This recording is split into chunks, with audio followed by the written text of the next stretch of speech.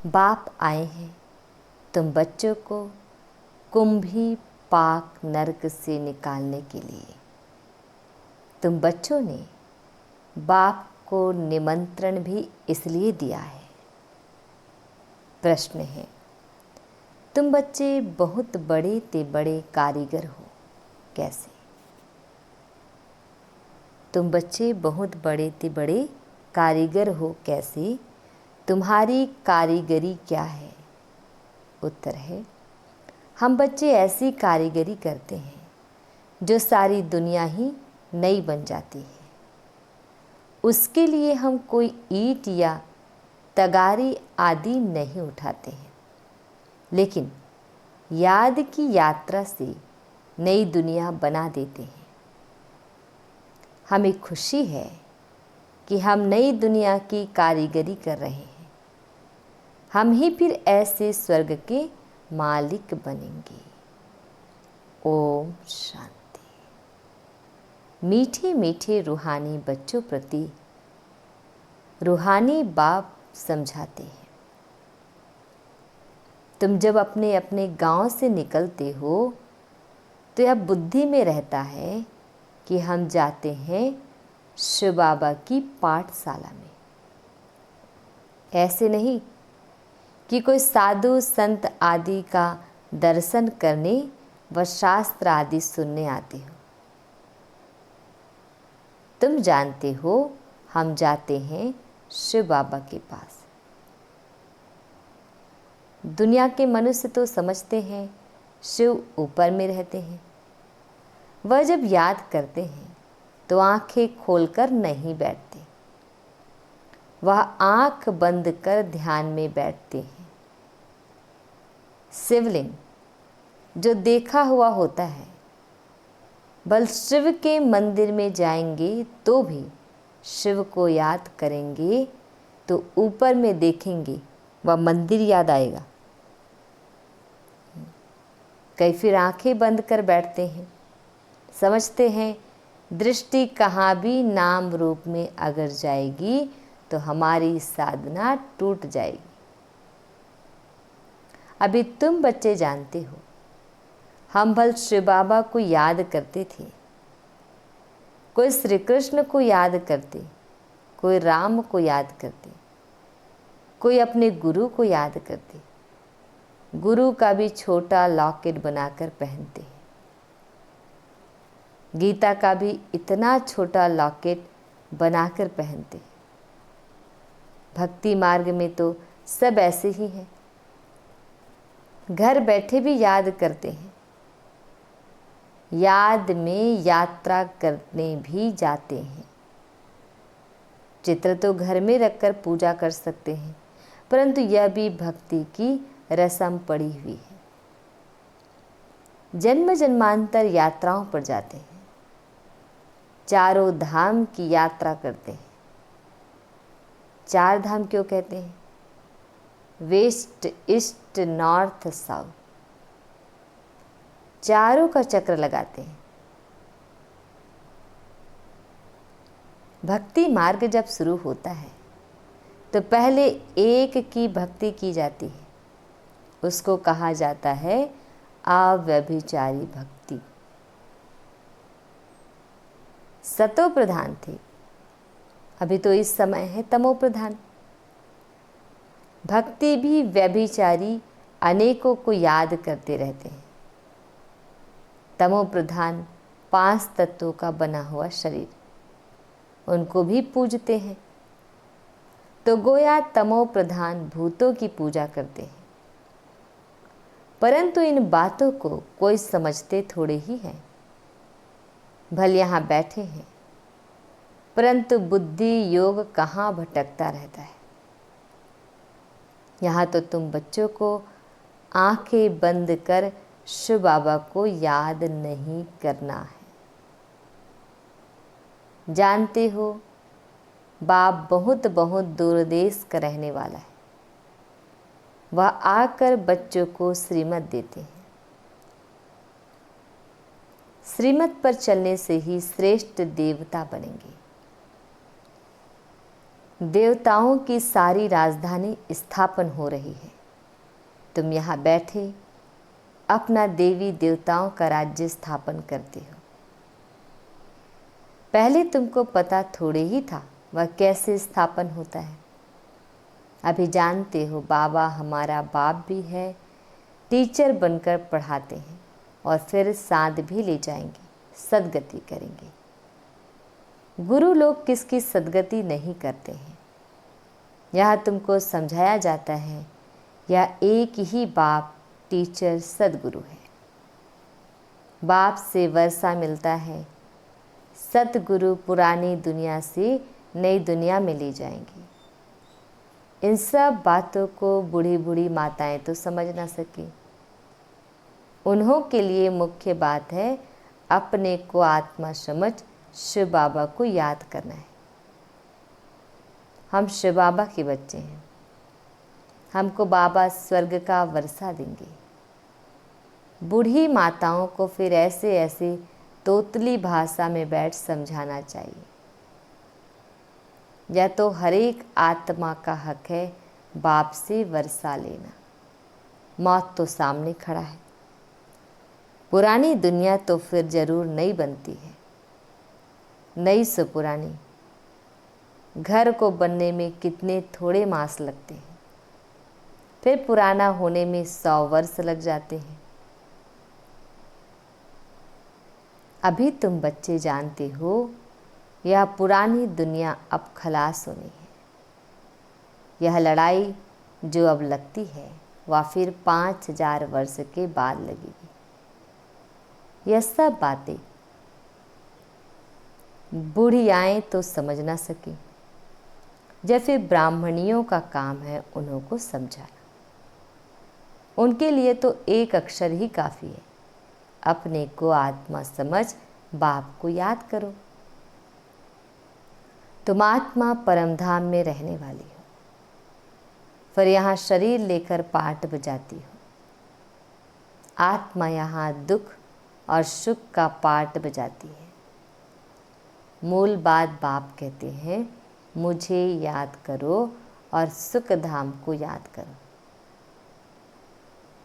बाप को याद करने से पाप कट जाएंगे और फिर स्वर्ग में आ जाएंगे। अब जितना जो याद करेंगे उतना पाप कटेंगे। बुढ़ियाएं तो हीरी हुई है, सत्संगों में जाकर कथा सुनती है। उन्हों को फिर घड़ी घड़ी बाप की याद दिलानी है। स्कूल में तो पढ़ाई होती, कथा नहीं सुनी जाती। भक्ति मार्ग में तो तुमने ढेर कथाएं सुनी है, परंतु उनसे कुछ भी फायदा नहीं होता है। छी दुनिया से नई दुनिया में तो जा न सकी। मनुष्य न तो रचयिता बाप को न रचना को जानते हैं, नेति नेति कह देते हैं। तुम भी आगे नहीं जानते थे, अभी तुम भक्ति मार्ग को अच्छी रीति जान गए हो। घर में भी बहुतों के पास मूर्तियां होती है, चीज वही है। कोई कोई पति लोग भी स्त्री को कहते हैं तुम घर में मूर्ति रख बैठ पूजा करो, बाहर धक्का खाने क्यों जाती हो। परंतु उन्हों की भावना रहती है। अभी तुम समझते हो तीर्थ यात्रा करना माना भक्ति मार्ग के धक्के खाना। अनेक बार तुमने 84 के चक्र काटे। सतयुग त्रेता में तो कोई यात्रा नहीं होती, वहाँ कोई मंदिर आदि होता नहीं। यह यात्राएं आदि सब भक्ति मार्ग में ही होती है। ज्ञान मार्ग में यह सब कुछ होता नहीं, उनको कहा जाता है भक्ति। ज्ञान देने वाला तो एक के सिवाय दूसरा कोई है नहीं। ज्ञान से ही सद्गति होती है। सद्गति दाता एक ही बाप है। शिव बाबा को कोई श्री श्री नहीं कहते, उनको टाइटल की दरकार नहीं। यह तो बढ़ाई करते हैं, उनको कहते ही हैं शिव बाबा। तुम बुलाते हो शिव बाबा, हम पतित बन गए हैं, हमको आकर पावन बनाओ। भक्ति मार्ग के दुबन में गले तक फंस पड़े हैं, फंस कर फिर चिल्लाते हैं। विषय वासना के दुबन में एकदम फंस पड़ते हैं। सीढ़ी नीचे उतरते उतरते फंस पड़ते हैं। कोई को भी पता नहीं पड़ता, तब कहते हैं बाबा हमको निकालो। बाबा को भी ड्रामानुसार आना ही पड़ता है। बाप कहते हैं मैं बंधायमान हूँ इन सब को दुबन से निकालने। इनको कहा जाता है कुंभी पाक नरक, रौरव नरक भी कहते हैं। या बाप बैठ समझाते हैं, उनको पता थोड़े ही पड़ता है। तुम बाप को देखो, निमंत्रण कैसा देते हो।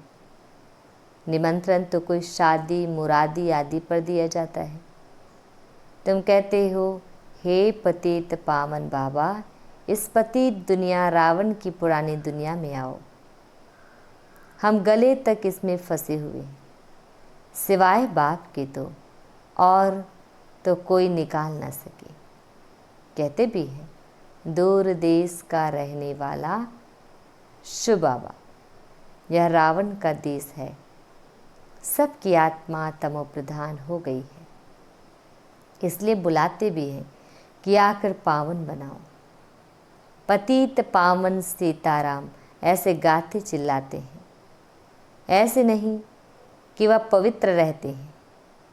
यह दुनिया ही पतित है, रावण राज्य है, इनमें तुम फंस पड़े हो। फिर यह निमंत्रण दिया है बाबा आकर हमको कुंभी पाक नरक से निकालो। तो बाप आए हैं, कितना तुम्हारा ओबीडिएंट सर्वेंट है। ड्रामा में अपार दुख तुम बच्चों ने देखी है। टाइम पास होता जाता है, एक सेकंड ना मिले दूसरे से। अब बाप तुमको लक्ष्मी नारायण जैसा बनाते हैं। तुम फिर आधा कल्प राज्य करेंगी, स्मृति में लाओ। अभी टाइम बहुत थोड़ा है, मौत शुरू हो जाएगा तो मनुष्य वायरे हो जाएंगे, मूंझ जाएंगे।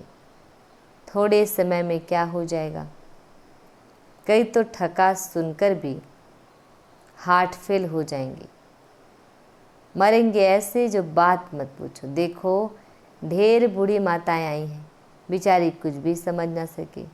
जैसे तीर्थों पर जाते हैं ना, तो एक दो को देख तैयार हो पड़ते हैं, हम भी चलते हैं। अभी तुम जानते हो भक्ति मार्ग के तीर्थ यात्रा का अर्थ ही है नीचे उतरना, तमो प्रधान बनना। बड़ी से बड़ी यात्रा तुम्हारी यह है जो तुम पतित दुनिया से पावन दुनिया में जाते हो। तो इन बच्चियों को कुछ तो शिव बाबा की याद दिलाते रहो। शिव बाबा का नाम याद है, थोड़ा बहुत सुनती है तो स्वर्ग में आएंगी। यह फल जरूर मिलना है, बाकी पद तो है पढ़ाई से, उसमें बहुत फ़र्क पड़ जाता है। ऊंचते ऊंच फिर कम से कम रात दिन का फ़र्क पड़ जाता है। कहाँ प्राइम मिनिस्टर, कहाँ नौकर चाकर। राजधानी में नंबरवार होते हैं, स्वर्ग में भी राजधानी होगी, परंतु वहाँ पाप आत्माएं गंदे विकारी नहीं होंगे। वह है ही निर्विकारी दुनिया।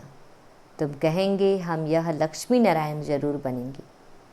तुमको हाथ उठवाते देख बुढ़िया आदि भी सब हाथ उठा देंगी, समझती कुछ नहीं है। फिर भी बाप के पास आए हैं तो स्वर्ग में तो आएंगी, परंतु सब ऐसे थोड़े ही बनेंगी, प्रजा भी बनेगी।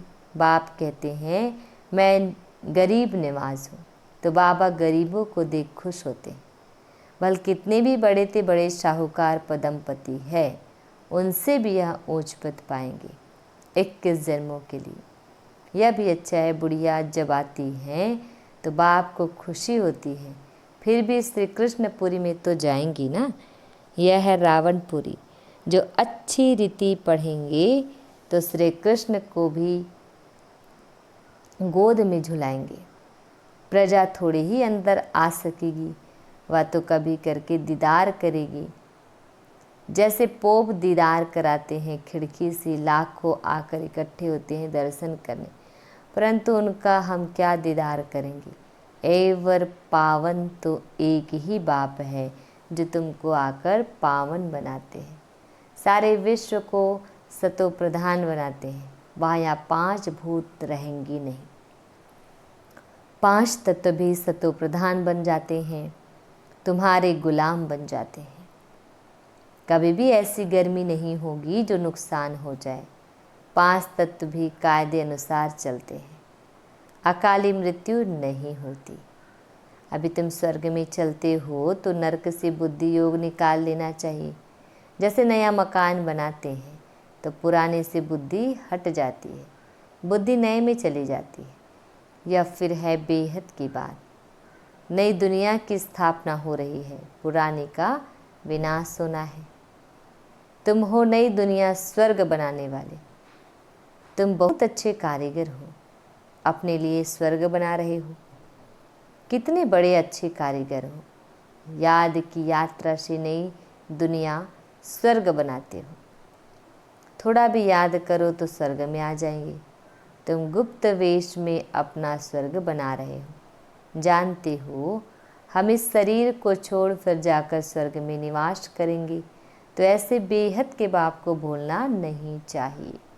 अभी तुम स्वर्ग में जाने के लिए पढ़ रहे हो, अपनी राजधानी स्थापन करने के लिए पुरुषार्थ कर रहे हो।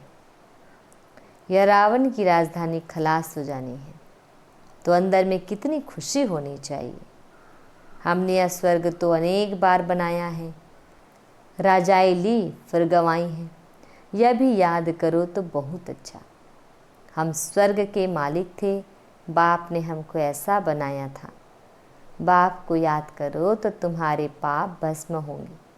कितना सहज रीति तुम स्वर्ग की स्थापना कर रहे हो। पुरानी दुनिया के विनाश के लिए कितनी चीज़ें निकलती रहती हैं। कुदरती आपदाएं, मुसल अर्थात मिसाइल आदि द्वारा सारी पुरानी दुनिया खत्म होगी। अब बाप आए हैं तुमको श्रेष्ठ मत देने, श्रेष्ठ स्वर्ग की स्थापना करने।